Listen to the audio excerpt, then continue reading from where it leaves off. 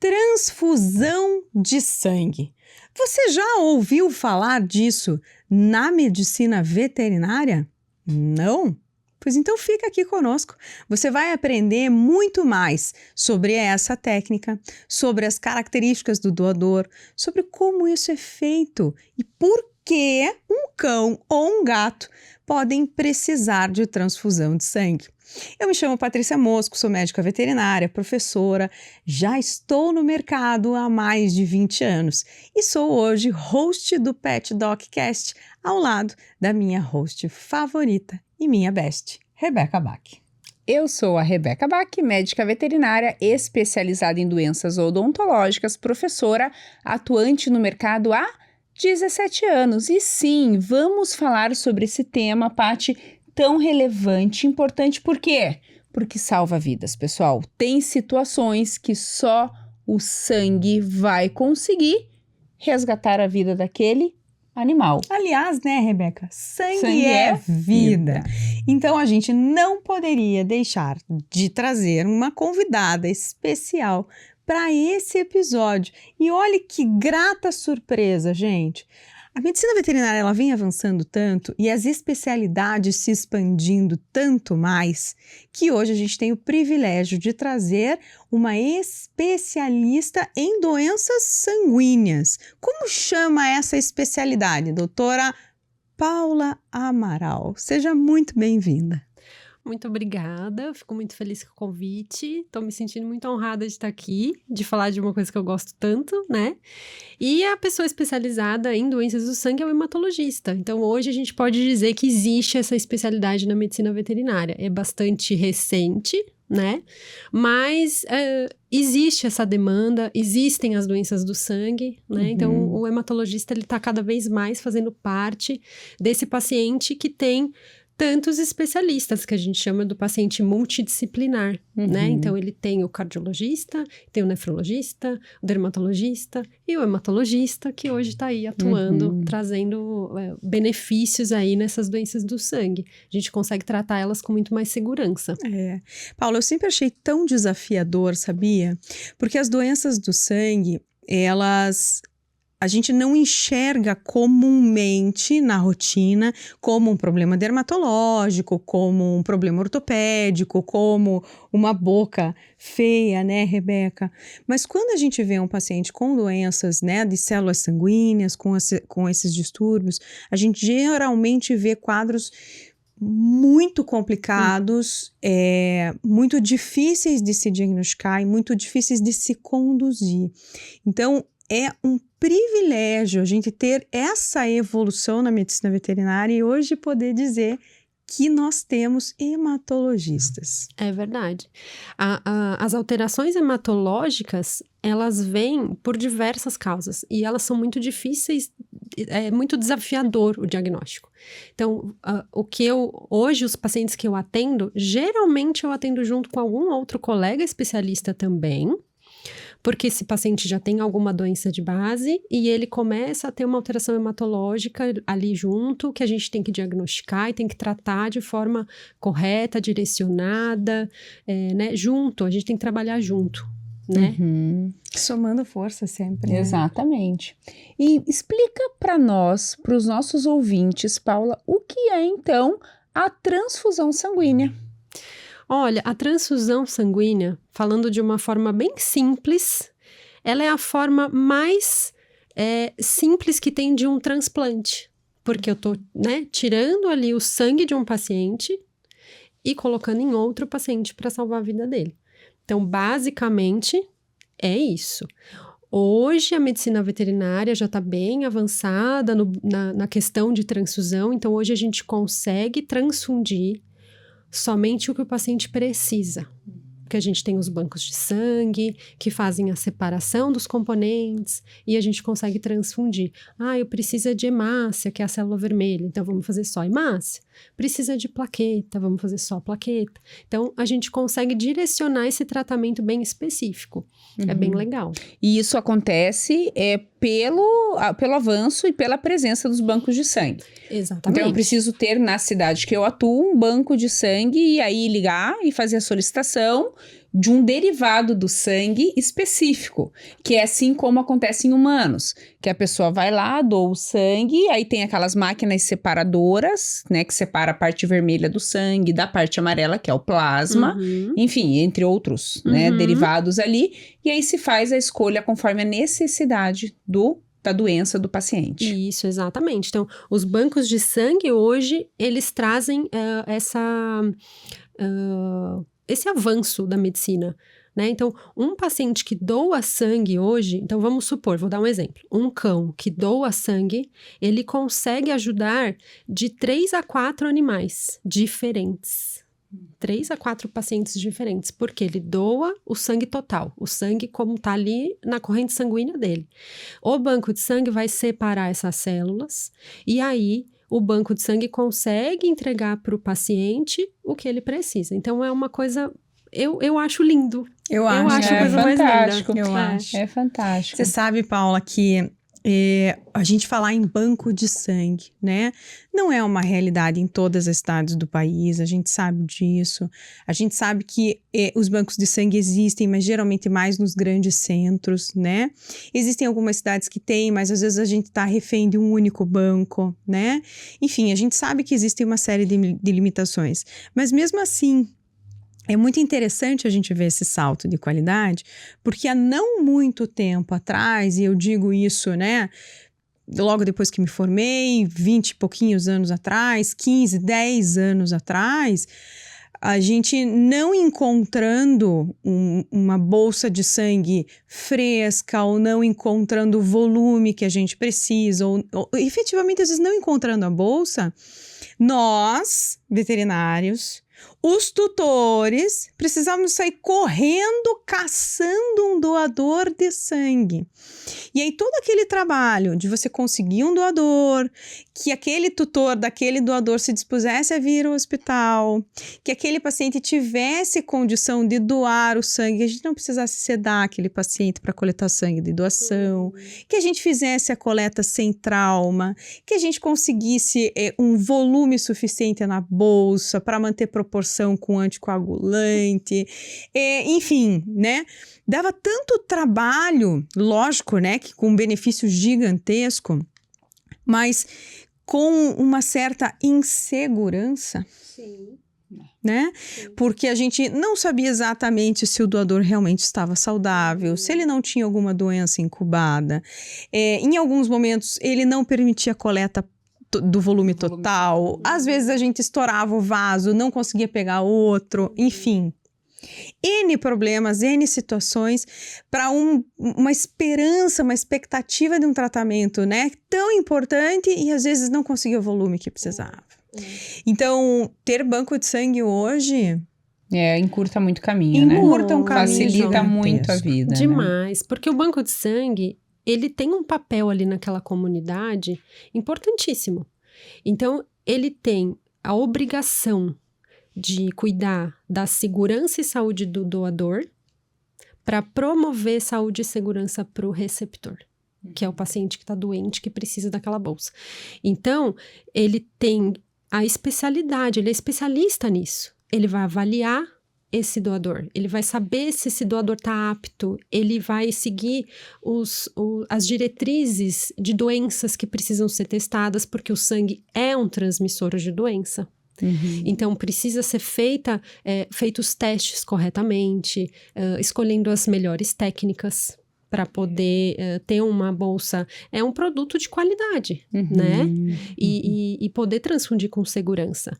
Existem formas corretas de fazer isso, né? A forma correta de fazer a coleta, que nem você estava falando da proporção, né? Isso é super importante. Que é super importante, porque para cães, as bolsas utilizadas são bolsas humanas. É a mesma bolsa humana, né? Então, tem a forma correta de se fazer essa coleta, para que não tenha contaminação, né? Porque o sangue também é um ótimo meio de cultura. Uhum. Cresce bactéria ali dentro. Então, tem que ser colhido de forma correta, né? Quando a gente vai doar sangue, eu não sei se vocês já tiveram a oportunidade de doar sangue, e fica aí para os espectadores, quem nunca doem, porque é uma experiência interessante. Quando a gente vai doar sangue, eles fazem uma série de perguntas, né? Fazem uma anamnese com a gente. Perguntam de viagem, perguntam da sua vida, perguntam dos seus costumes. Tudo isso faz parte para avaliar. Por exemplo, eu voltei uma vez de uma viagem, era uma viagem internacional, e fui em seguida doar sangue. Aí cheguei lá, na anamnese eles perguntaram, nos últimos 30 dias esteve fora do país?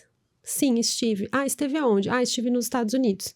Ah, então você tem que esperar mais 30 dias para poder doar. Por quê? É a quarentena, se você tiver pego alguma doença na viagem, é o tempo que tem de aparecer algum sintoma. Então, isso também faz parte da nossa anamnese do doador. Exatamente.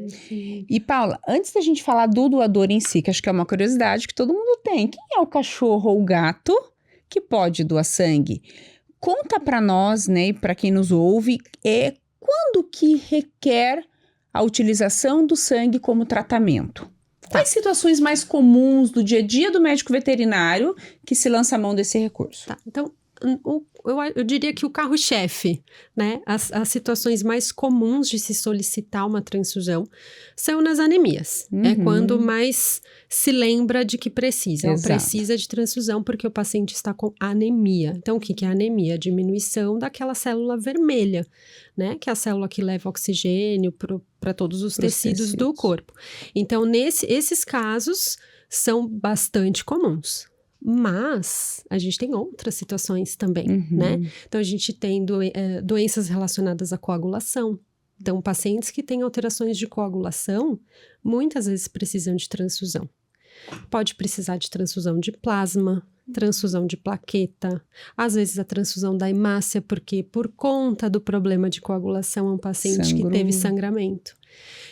E aí, você saber qual componente transfundir é super importante. Só deixar claro que as plaquetas, pessoal, são os elementos responsáveis pela coagulação. Isso. Como, né? Parte da coagulação. Parte da coagulação, porque existem outros elementos que vão aí contribuir para que se forme, que aconteça a hemostasia. Né? Então, se a gente corta, por exemplo, a mão, né, tem as plaquetas que migram para essa região, mas também tem outras proteínas da coagulação, outras substâncias que atuam que vão resolver aquele sangramento. O processo todo de coagulação, ele é bastante complexo no organismo, né? Mas a plaqueta é aquela primeira célula, aquela que chega primeiro, né? E aí depois tem toda uma cascata, tem todo um processo com inúmeras proteínas que atuam ali. E existem doenças, né, doutora Paula, que causam alteração nessa cascata, nessa anticoagulação própria do organismo, que pode envolver desde uma redução, por exemplo, das plaquetas, como também pode ter relação com os fatores de coagulação. Exatamente. E com os fatores de coagulação, o que a gente vê em alguns casos de envenenamento, pode acontecer. Casos de hemofilia. Então, existem pacientes, né, veterinários, cães, principalmente, que são hemofílicos, né? Então, são situações aí que a gente transfunde. Algumas das doenças transmitidas por carrapato, que são, na verdade, bastante frequentes, né? Muito frequentes, muito. Infelizmente, ainda são.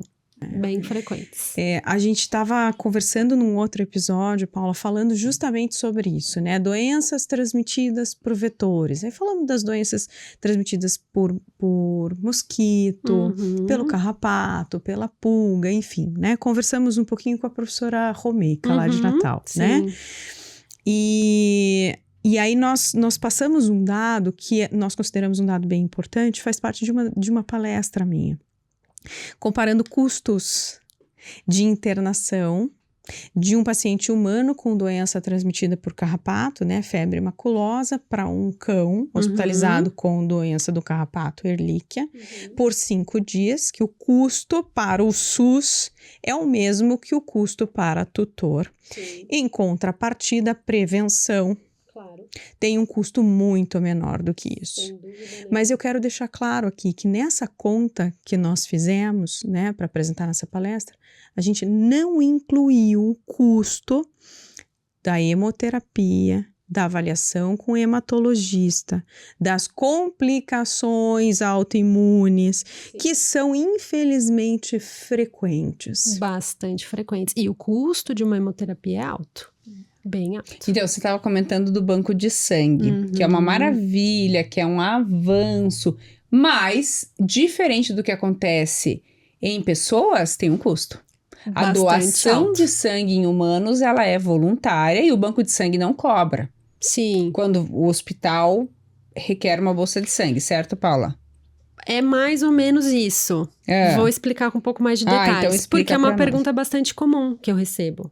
Se o meu pet ou se eu dou o meu sangue de graça, por que a pessoa que vai receber, ou o cão que vai receber, ou o gato que vai receber, tem que pagar?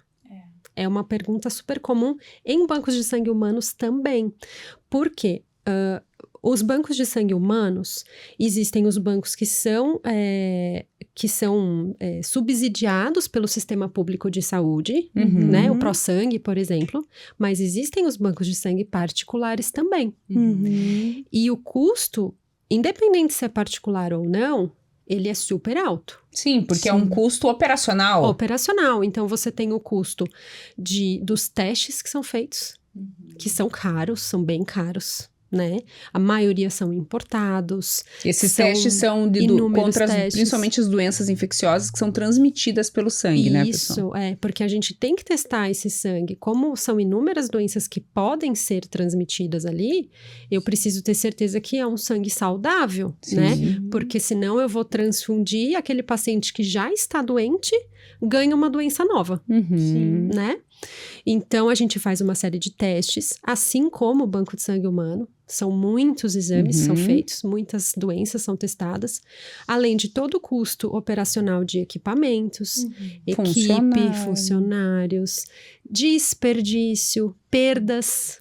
Então, todo doador que dá positivo para alguma doença, o teste foi feito e a bolsa vai ser descartada, né? Sim. Então, isso também entra no custo do banco de sangue. Então, quando essa bolsa sai dali, essa bolsa tem um custo muito alto, né? E nos bancos de sangue particulares ou humanos subsidiados pelo sistema público de saúde, o sistema público paga isso. Sim, o governo que vai... O governo vai pagar. Os particulares são os convênios médicos ou o receptor, o paciente, que vai pagar por isso. E tem bolsa de sangue humana, vamos supor, um concentrado de hemácias, chega a custar 3, 4 mil reais. Nossa, a gente não tem ideia desses custos. E em veterinária, conta pra nós. E vai em torno de 400, 500, 600, aí depende.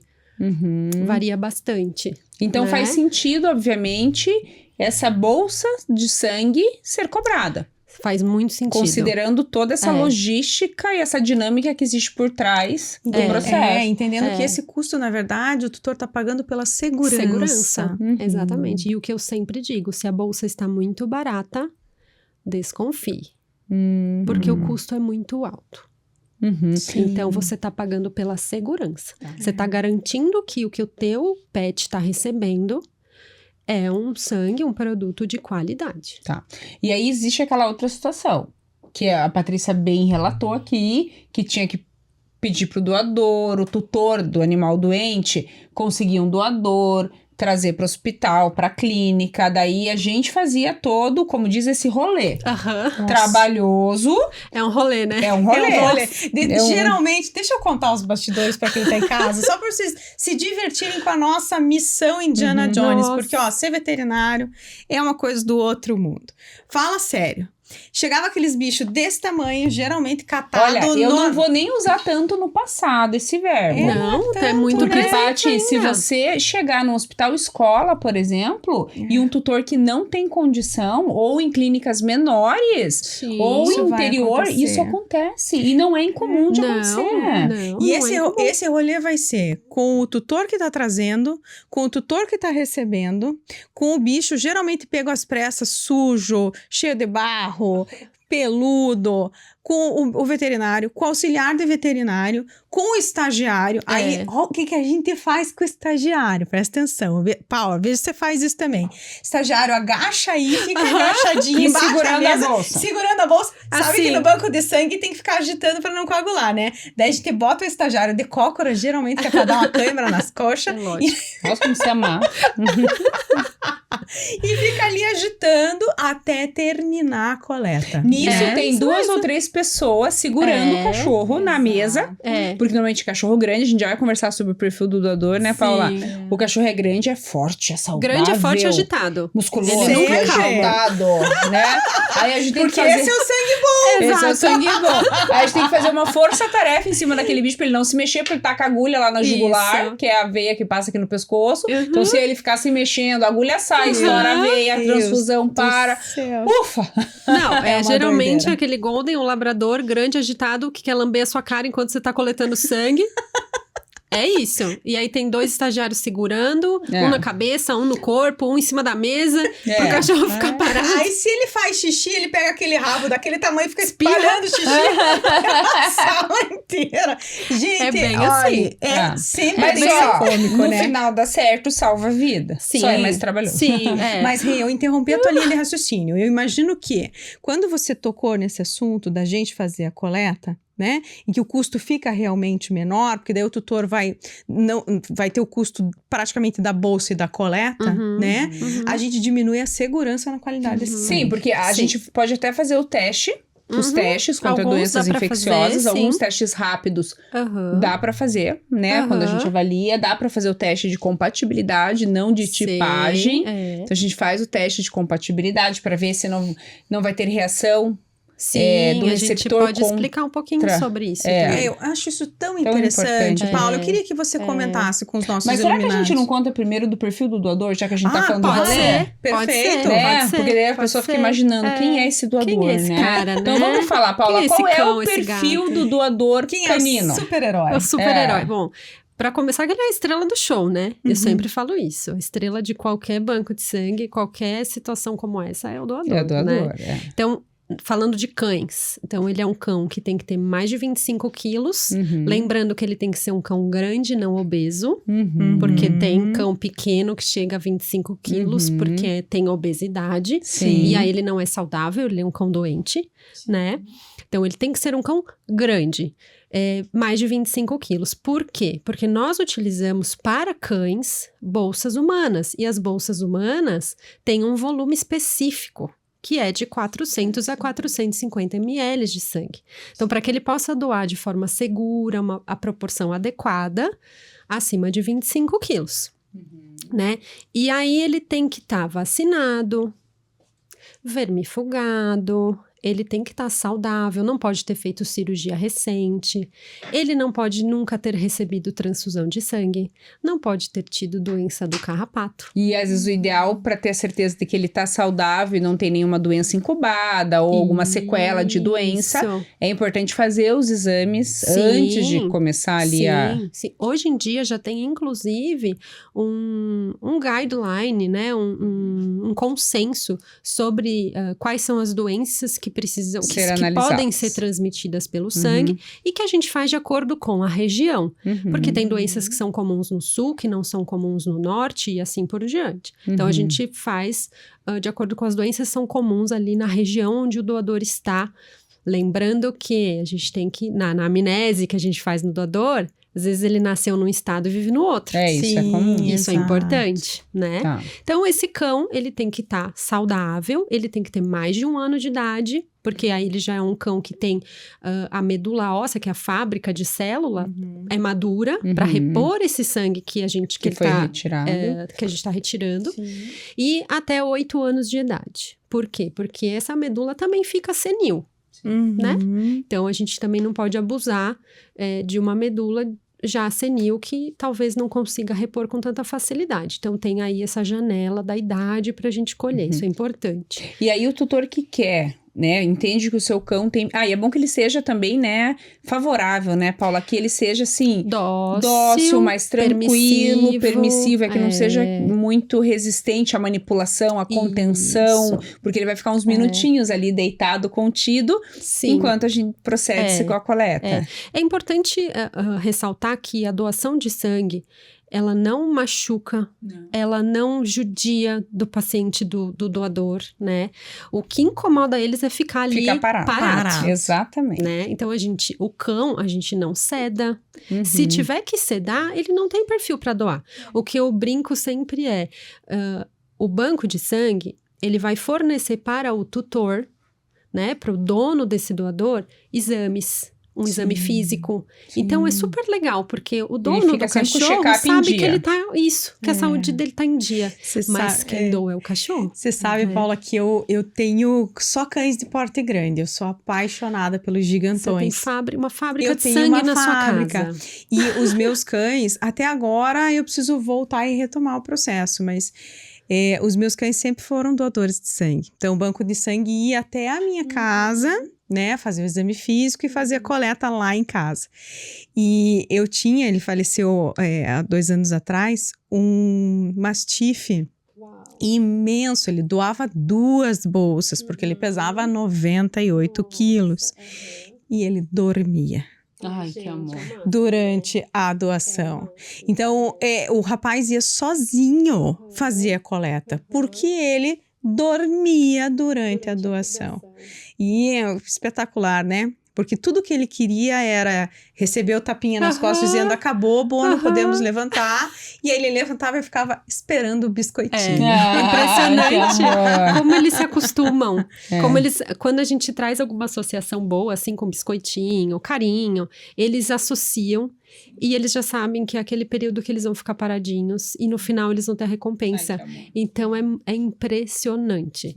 Assim, para eles às vezes é até um momento de alegria. Sim, que eles são o protagonista ali, né? Exato, eles ganham toda a atenção do mundo. E gatos, Paula? Gatos sempre são um desafio, né, gente? Sim. Meu Deus. O gato, ele tem que ter mais de 4 quilos. Também a mesma história do cão, não é o gato obeso, que é muito comum, o gato gordinho, né? Tem que ser o gato grande, né? Mesma coisa em relação à saúde, um gato saudável. Fazer o check-up lá contra as doenças. Isso, vacinado, fazer o check-up das doenças que podem ser transmitidas e, de preferência, gato que não sai à rua. Sim, isso é muito importante. Porque quando ele sai à rua, ele tá exposto, né?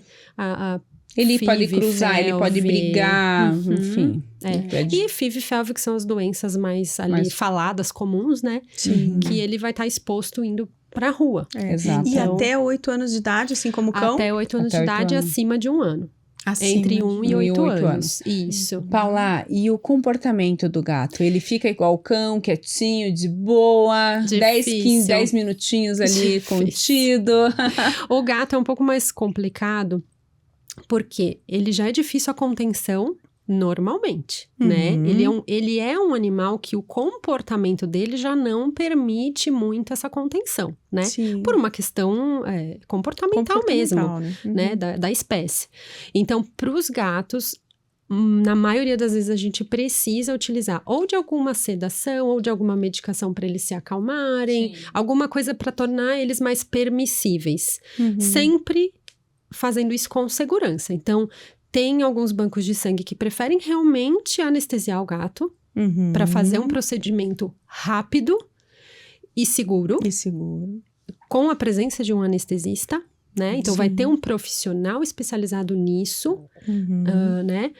Tem alguns bancos de sangue que preferem medicações que o gato não vai anestesiar, ele vai ficar acordado, porém permissivo. Então, hoje a gente tem diversas opções, né?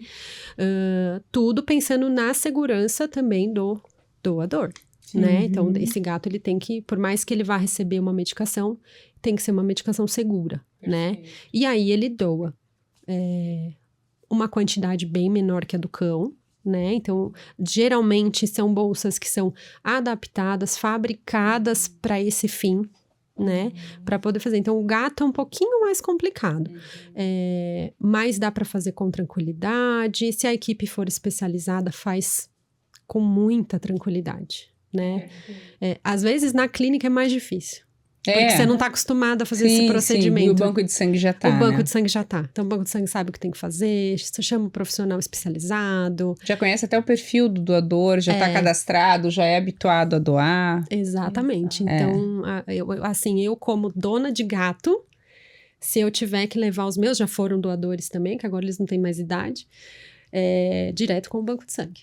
Ah, entendi. Muito mais tranquilo. Muito mais tranquilo. Né? Tá. É muito mais tranquilo. Uhum. Bom, então o próximo passo era nós falarmos sobre os tipos sanguíneos? Os tipos Sim. sanguíneos. Que é outra super curiosidade. Porque no humano a gente tem, né, o A, B, AB e o O. E o O, E aí o grande dilema, se é positivo ou negativo, que é o fator RH. E aí nos animais? Então, para cães, existem diversos tipos sanguíneos, né? Eles são classificados como DEA, né? DEA. Aí tem o DEA 1, 2, 3, 4, 5, 7, tem diversos. O que a gente consegue fazer hoje no mercado? DEA 1 positivo ou negativo. Por quê? Porque esse é o tipo sanguíneo que mais, como é que eu vou explicar de uma maneira simples? Que mais pode causar reação no receptor, que a gente fala que é o mais antigênico, né? Então, ele acaba formando anticorpo contra o DEA1 positivo, quando o receptor, né, o paciente que está doente, se ele é DEA1 negativo, ele forma anticorpo contra o DEA1 positivo, né?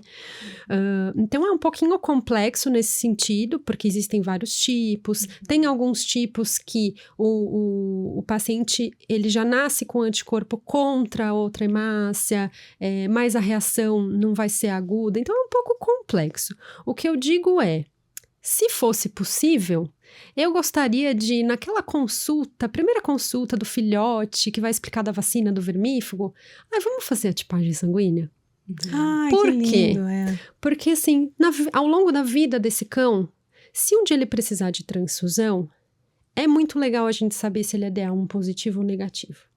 Por quê? Porque se ele for DEA1 negativo, e ele precisar transfusão, a gente vai dar, por mais que a gente faça o teste de compatibilidade, que de maneira bem simples, explicando, é misturar o sangue de um com o de outro, e ver se para dá ver se dá reação reação ou não.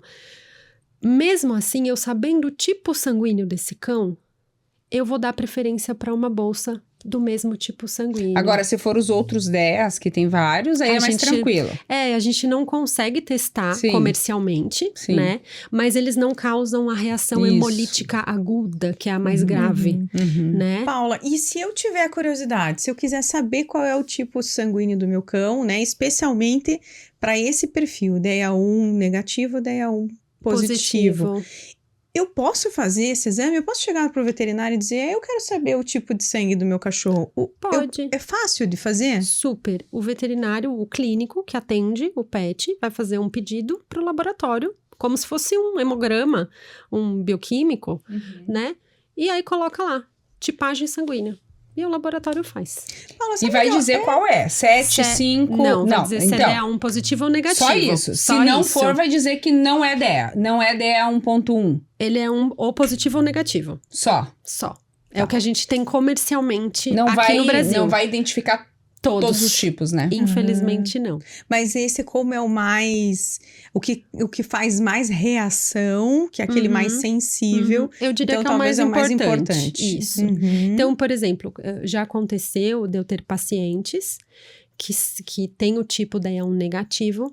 Em algum outro momento recebeu uma transfusão, DEA1 positivo, né? E aí esse cão ficou sensibilizado. Ou seja, deu certo na primeira transfusão, que é o que normalmente acontece, mas numa segunda exposição, numa segunda transfusão, aí o risco é grande. Aí a gente já não encontra mais doador compatível. Às vezes você pode perder o paciente por causa disso. Mesmo sendo outros tipos. Mesmo sendo outros tipos. Olha então, só. Pode acontecer. Então, o ideal é que a gente sempre tente sensibilizar esse paciente doente o mínimo possível. Sim. Né? Então, seria muito legal. E o problema, né, Paula, é se que desse existem pra doenças... tipar todo mundo. Existem doenças que o animal precisa receber várias transfusões, né? Aí É. E outra coisa, assim, quando a gente faz uma correlação com o banco de sangue humano, por exemplo, o doador humano, o O negativo, né? É o que... Universal, doador universal. A gente, na veterinária, a gente não tem um doador universal. Uhum. Porém, aquele doador que é DA1 negativo, ele é um sangue que eu vou querer guardar para o meu receptor DA1 negativo. Porque ele é Então, especial. porque vai causar menos reação. A chance de dar reação é menor. Então, se eu conseguisse tipar todo mundo, eu teria até um uso mais adequado desse recurso. Sim, que é o dúvida. sangue. Não desperdiçaria em situações, né, de menor risco. Exatamente. Então, seria muito legal. Os bancos de sangue, eles têm a obrigação de tipar sempre.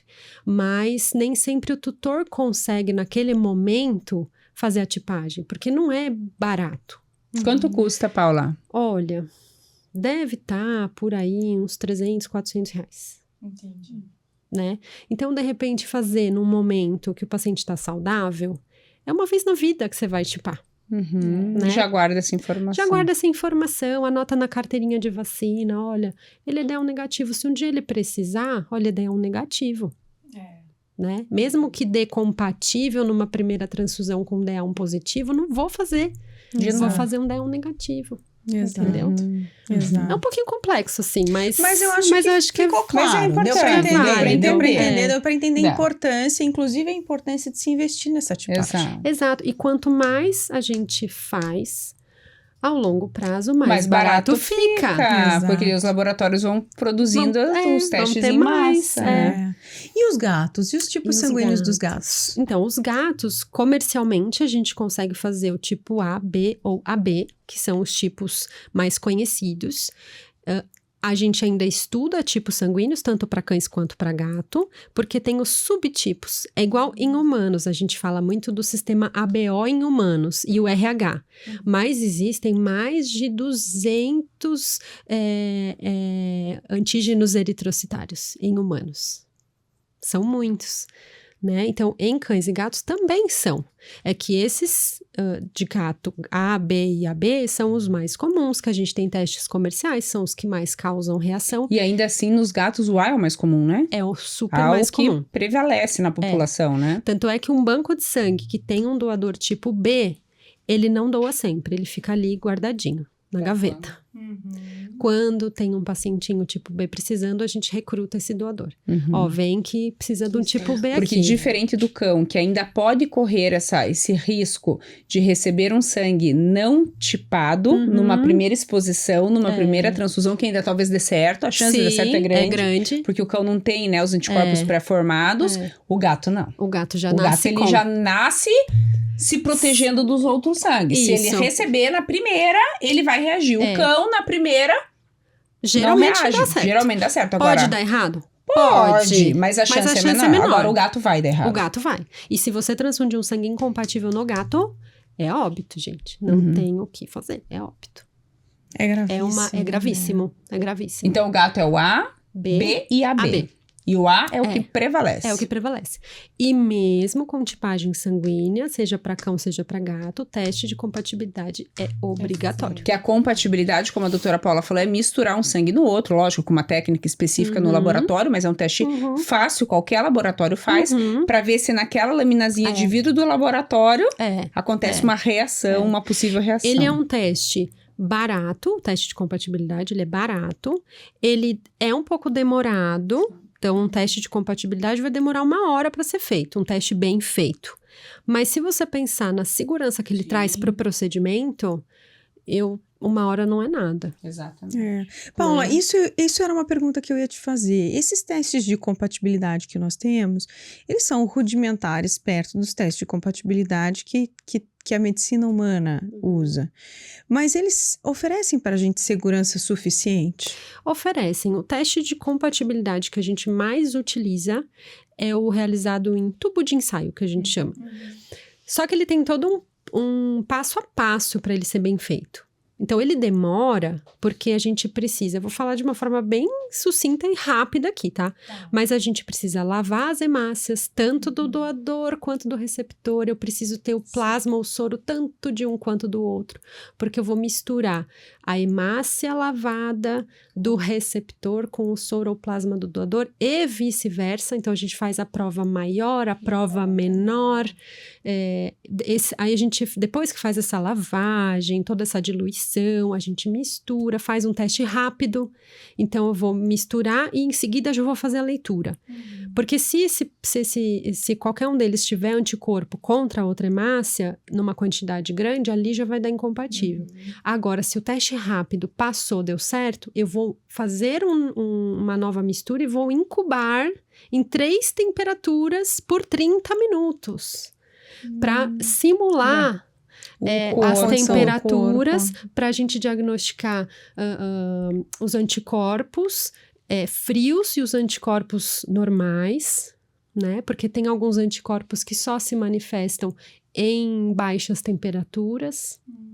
Então, é um pacientinho que se ele forma esse anticorpo, ele vai ter alguns problemas em cauda, ponta do rabo, ponta da orelha, que é onde é a região fria do corpo. Então, a gente tem que saber se tem esse anticorpo. Sim, né? sim. Então, por isso que a gente faz em temperaturas diferentes. 37 graus, temperatura ambiente, 4 graus. E aí, depois que eu vou fazer a leitura. Então, é no mínimo 1 hora para fazer. Mas a gente avalia se tem formação de grumos, tem formação de hemólise. A gente consegue avaliar as duas coisas, situações, né? Duas né? situações. A hemólise é quando o anticorpo que o receptor, né? O paciente que está recebendo, ele já tem um anticorpo contra aquela célula vermelha que eu transfundi, ele vai lá e rompe essa célula vermelha. Ele destrói. Esse aí, o anticorpo tá ali, do vaso sanguíneo. ele entende que aquilo é um agente estranho, um agressor, entrou, destrói. E essa destruição em massa desse sangue que tá chegando pode ser fatal.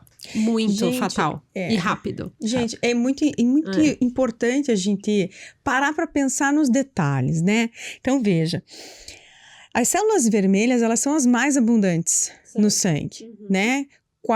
Assim, passando régua nas 3 espécies que estamos falando aqui, humanos, cães e gatos. Passando régua, 45% do sangue é de célula vermelha, né? Então, a gente tem milhões de células vermelhas por 1 ml de sangue. Então, é uma quantidade gigantesca. Dentro dessas células é que o oxigênio é transportado. Sim. E ele é transportado porque existe ali dentro uma esponjinha de uma forma bem grosseira. Sim, tem uma proteína ali dentro que segura o oxigênio. Agarra o oxigênio e vai. Cata lá, né? Exatamente. Cata lá o oxigênio, diz, vem cá, meu nego, é o cinto de segurança dentro do busão é massa. Exato. Né? Então, esse oxigênio, ele precisa ser transportado. Se essa célula é rompida, primeiro eu não vou ter o transporte de oxigênio. Segundo, tudo que está dentro da célula vai para fora e extravasa. E é tóxico para o organismo. Mas era já exatamente aí que eu queria chegar. Sabe onde vai parar? Lá no rim. E é uma toxina renal, né? Então, quando o tutor chega pra gente, puxa, tá fazendo ruptura das células vermelhas, a gente explica, o tutor não entende. Gente, é porque tá liberando toxina que deveria estar guardada. Essa hemoglobina é uma proteína super importante, super. Só que ela é altamente tóxica. É por isso que o corpo produz uma célula chamada hemácia e guarda ela lá dentro. Não, gente, olha que interessante. É lindo. É lindo, o corpo pega o núcleo dessa célula, que é o cérebro da célula, joga fora para caber essa proteína lá dentro. É tão tóxica que ela tem que estar empacotadinha. Sim. Então, se ela é desempacotada numa hemólise, essas toxinas são liberadas em grande quantidade. E aí a destruição muito difícil. É horrível. É horrível, causa um mal enorme. E outra coisa que pode causar esses anticorpos, aí são anticorpos diferentes, né? Pode causar a agregação dessas células. Então, elas ficam todas grudadas juntas. Então, você imagina que a célula que tinha que estar separadinha, fluindo normalmente ali dentro da corrente sanguínea. Entregando oxigênio para os tecidos. Isso. Ela se junta, fica um monte de célula agrupada. O que acontece? Faz um trombo. Não passa, faz trombo, Ai, que É tristeza. E tem a outra reação, agora a gente tá falando de reação De reações, transfusional, né? Já entramos em outro assunto. Já entramos em outro assunto. E aí tem a reação anafilática também, que é Tem. mediada por um outro caminho. Isso, são as reações alérgicas, As reações né? alérgicas aí são vários componentes, né, Paula? Muito. Proteínas, inclusive, do sangue. Proteína, leucócito, plaqueta, tem outros tipos de reação também. As reações pulmonares, reações febris. Olha, assim, ó, a lista é enorme. Então, na Por isso que tem que verdade... ser feito com bastante cautela. Exatamente isso. Então, veja só, qual que é a importância aqui da gente tocar nesse assunto de reações transfusionais? É porque quando a gente escolhe um doador, a gente faz a tipagem sanguínea. Paga a bolsa de sangue, ainda que cara, que onere ali no orçamento. A gente está se programando para ter uma transfusão mais segura, para termos menos complicantes. Então, um complicante é pegar a doença do outro. Sim. O segundo complicante é ter uma reação transfusional. Por sangue incompatível. Isso. Exato. E as reações, elas podem ser agudas ou tardias. Então, a reação aguda é aquela que acontece em até 24 horas. A tardia, ela pode acontecer depois das 24 horas até 30 dias depois da transfusão. Então, pensa que esse é um paciente que ele tem que ser monitorado de perto. Exatamente. Não pode, a pessoa às vezes me fala assim, porque vai fazer a transfusão, posso liberar para casa depois? Em seguida? Eu falo, não é bem assim. Tem que monitorar pelo menos, obrigatoriamente, 24 horas. E depois ele tem que ser monitorado também. Claro que ele pode ir para casa, mas tem que retornar com frequência, tem que fazer exame com frequência, tem que estar em contato com esse tutor para saber se não aconteceu nada em casa. Então, é um paciente que você tem que estar de olho nele. Paula, a gente não tá falando isso pro tutor que tá em casa e diz assim, meu Deus, a transfusão é complicada. Imagina, ela salva vidas. Fazer. Não, o contrário. É o contrário. Né? Ela salva vidas, é uma medida terapêutica super importante, valiosíssima, mas quanto mais cuidado a gente toma para usar essa ferramenta da forma correta, menos problemas a gente tem. Até porque, como você bem disse no início do episódio, é um transplante. Transfusão é transplante de um tecido, que é o tecido sanguíneo, para outro, de um indivíduo para outro. E a gente sabe, quando a gente fala a palavra transplante de órgão, sério. A coisa é séria. Então, sim, gente, transfusão é coisa séria e tem que ter os cuidados necessários. Então, que nem a Paty falou. A gente tá dizendo para não transfundir? Não, pelo contrário. Então, quer dizer que se você precisar de um rim, você não vai receber pelas complicações? Porque a gente for falar de complicações de transplantes, né? Tem uma lista enorme. Mas salva vidas. Então, a gente, se preciso for, a gente vai fazer. Mas vai fazer da forma certa. Exatamente. Exatamente. E para isso, né, o papel do especialista que a gente tanto fala aqui, Paula, no Pet Doc, para que o tutor cada vez mais entenda a dimensão da medicina veterinária, que cada veterinário normalmente tem a sua especialidade, a sua expertise, né, um conhecimento naquele assunto para justamente em qualquer doença seja bem atendido, né? O seu pet seja bem atendido. O que acontece com a gente? A gente tem um problema de pele, a gente vai no dermato. A gente tem um problema neurológico, a gente vai no neurologista. E assim por diante. Né? Então, na veterinária não tem como não é diferente. O veterinário resolver tudo de tudo. Sim, precisamos dos especialistas em ação. Paula, eu quero te fazer uma última pergunta, que é frequente em consultório, tá? Desespero de tutor. Quando a gente fala em anemia profunda, todo mundo se assusta, né? E aí já vem fazendo papinha de fígado, né? E normal. suco de beterraba, enfim, né? Enfim. Mas uma pergunta desesperada, tá? Que a gente escuta bastante. Doutora, a gente não tá encontrando bolsa de sangue. Não posso eu doar para ele? É bem comum essa pergunta também, mas infelizmente não pode. Porque é espécie específico, né? Quando a gente transfunde de uma outra espécie, eu tô falando de hemácia, de plaqueta principalmente. Se eu transfundo de outra espécie, o corpo reage. Então pode causar uma reação hemolítica grave. Já pode reagir de mesma espéesse. Isso. Quanto mais se for de espécies diferentes. Exatamente. Né? Então, infelizmente... Não. E eu estou assistindo o episódio do Pet Doc, achei super interessante. Meu cão é saudável, tem esse perfil que a doutora Paula falou. Meu gato tem esse perfil. E quero colocar ele como é que eu faço? Qual caminho eu tenho que seguir se eu quiser contribuir para esse mundo e salvar 3, 4 vidas com sangue do meu pet. Entre em contato com o banco de sangue mais próximo, né? Até porque tem toda uma questão de transporte também, então o mais próximo acaba sendo o ideal, é mais fácil, mais prático. E conversa com esse banco de sangue, fala que você tem interesse, o banco de sangue vai conversar. Passar os critérios. Vai passar os critérios, vai fazer a avaliação e leva para doar, porque é mágico. Eu acho um mundo mágico. Você receber um paciente anêmico, ele chega ali à beira da morte e ele sai abanando o rabo depois da transfusão. Lindo de ver, gente. É muito lindo de ver, né? Nesses casos, por exemplo, de anemia. Vamos usar o caso clássico. O paciente começa a receber a transfusão ali na 2ª hora, mais ou menos. Ele já é outro a paciente. A fisionomia melhora, a vida volta, né? A vida volta, gente. Sangue é vida. Sangue é vida. Sangue é vida. Eu me arrepio de falar. Sangue é vida. É muito lindo. Eu acho sangue mágico. salva vidas, né? E isso não é só na medicina dos humanos, na medicina veterinária isso também é uma realidade. Então, esse episódio, ele tinha por principal objetivo não só contar sobre a transfusão, mas especialmente incentivar os doadores. Exatamente. Gente, é muito importante que você que tem um pet saudável, jovem, de peso adequado, de porte adequado, que você se disponha a ajudar. Existem muitos pacientes que precisam e ainda existe uma escassez muito grande, mesmo tendo bolsas de sangue. Existe uma escassez muito grande de bolsas, mesmo nos centros, nos bancos que já existem. Então, quanto mais doadores tivermos, melhor.